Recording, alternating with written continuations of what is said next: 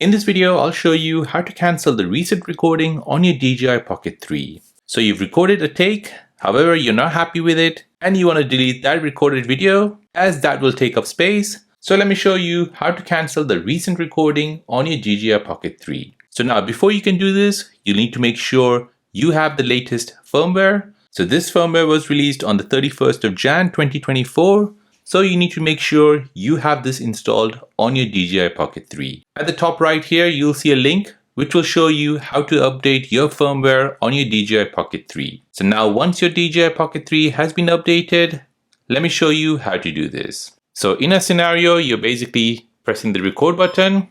This will start to record.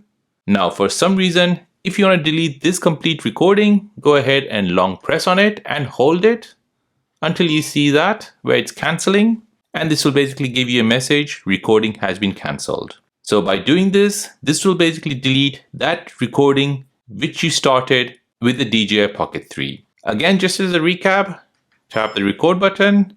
To cancel this recording, go ahead and long press on it,